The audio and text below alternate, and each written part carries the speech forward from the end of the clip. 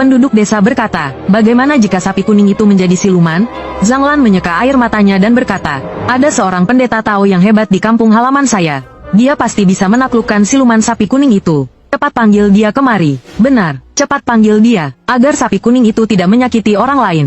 Zhang Lan mengulurkan 5 jarinya dan berkata, segini uang yang dibutuhkan untuk memanggilnya. Semua penduduk desa tercengang. Lagi pula, tidak ada keluarga yang kaya. Penduduk desa menatap kakek. Kakek berkata, keluarga saya yang akan membayarnya. Setelah mengatakan itu, kakek berjalan keluar halaman. Melihat itu, nenek menyuruhku mengikuti kakek. Kakek datang ke tempat sapi kuning tua itu dikuburkan. Saat ini, tempat itu telah menjadi lubang. Makam sapi kuning tua itu telah digali. Sapi kuning tua itu juga hilang. Hanya nisan kayu yang retak yang tersisa. Kakek menghela nafas, dan mengambil nisan kayu itu. Melihatnya, lalu bergumam, sapi kuning tua, apakah kau punya alasan? Kakek masih tidak percaya, bahwa sapi kuning tua yang jujur itu akan menyakiti orang. Hampir malam ketika kakek membawaku turun. Baru saja sampai di pintu masuk desa. Aku melihat semua orang desa berkumpul di pintu masuk desa. Aku dan kakek mendekat. Kami melihat Sun Liang dilucuti pakaiannya.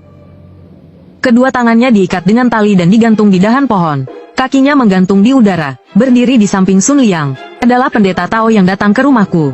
Zhang Lan mendekati pendeta Tao itu sambil menangis dan berkata, Pendeta Zhang, kau harus menyelamatkan nyawa Liang Zi. Meskipun Zhang Lan mengatakan ini sambil menangis, tidak ada sedikit pun kekhawatiran di matanya. Sebaliknya, matanya memancarkan kelicikan.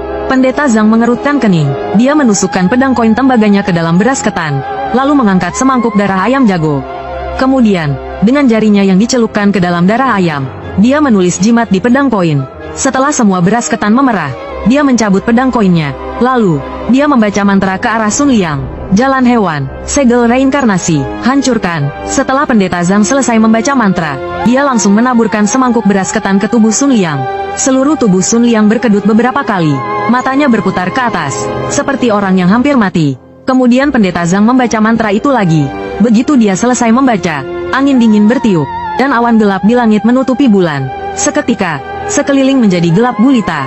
Terdengar suara gagak beberapa kali. Orang-orang desa mulai ketakutan. Mereka buru-buru bertanya kepada pendeta Zhang apa yang terjadi. Pendeta Zhang berteriak, jangan takut, jangan lari, berdiri di tempat, jangan bergerak. Sekeliling gelap gulita. Aku menggenggam erat tangan kakek. Tiba-tiba, kilatan petir menerangi kegelapan. Aku melihat bayangan hitam berdiri di belakang Sun Liang. Bentuk bayangan itu seperti serigala yang berdiri. Aku ingin melihat wajah bayangan itu, tapi kilatan petir itu sekejap saja. Kegelapan kembali menyelimuti. Krek, krek, aku mendengar suara sesuatu dimakan. Lalu terdengar suara gemuruh yang keras. Petir menyambar. Tiba-tiba terdengar teriakan panik dari kerumunan. Dengan bantuan kilatan petir, aku melihat kepala Sun Liang hilang. Hanya tubuhnya yang tersisa, tergantung di udara. Ada yang mati. Orang-orang desa lari kocar-kacir ketakutan. Aku melihat Zhang Lan berdiri di tempat. Matanya memancarkan kepuasan. Dia juga menyeringai. Pendeta Zhang itu lebih aneh lagi. Dia menatap tubuh Sun Liang tanpa rasa takut sedikit pun. Dia sama sekali tidak takut. Sesampainya di rumah, nenek mengunci semua pintu dan jendela. Dengan wajah ketakutan, dia berkata, kakek, kerbau kuning itu menjadi siluman. Berani-beraninya dia mencelakai orang di depan banyak orang begini. Bagaimana ini? Kakek mengerutkan kening dan menghela napas. Bagaimana kalau aku minta tolong pada si Buta Chen? Kata nenek, si Buta Chen itu kan orang gila. Apa gunanya mencari orang gila? Si Buta Chen tinggal di ujung barat desa kita. Dia pernah sakit parah waktu muda. Sejak itu, dia jadi agak gila. Orang-orang desa tidak mau bergaul dengannya. Lama-kelamaan, dia tinggal sendirian di ujung barat desa. Konon katanya dia bisa melihat hal-hal gaib. Tapi tidak tahu apakah itu benar atau tidak. Kata kakek, pendeta Tao Chen itu juga tidak punya kemampuan apa-apa. Di depannya saja, sapi jantan itu berani mencelakai orang. Kita hanya bisa mencoba saja. Siapa tahu berhasil. Nenek diam dan tidak bicara lagi. Keesokan harinya, mayat Sun Liang masih tergantung di pintu masuk desa. Tidak ada yang berani menurunkannya. Zhang Lan duduk di tanah sambil menangis. Dia berkata, Liang mati mendadak. Saya seorang wanita, tidak tahu bagaimana cara menguburkannya. Tolong bantu saya, paman dan bibi sekalian. Kakek menghela napas dan berkata, mayat yang tergantung di pintu masuk desa ini juga bukan pemandangan yang bagus. Mari kita bantu menurunkan Liang. Setelah mengatakan itu, kakek maju dengan kapak. Bersama beberapa orang tua lainnya, mereka menurunkan mayat Sun Liang. Kakek mengerutkan kening dan berkata, ambilkan kain putih, siapkan juga kayu kering. Orang yang mati mendadak tidak boleh dikubur, harus dibakar. Begitu kakek selesai bicara, Zhang Lan berkata, paman, jangan dibakar dulu. Kakek terdiam beberapa detik lalu berkata, Kalau mayatnya tidak dibakar, kamu mau apa? Mata Zhang Lan berputar-putar dan berkata, di kampung halaman saya ada tradisi.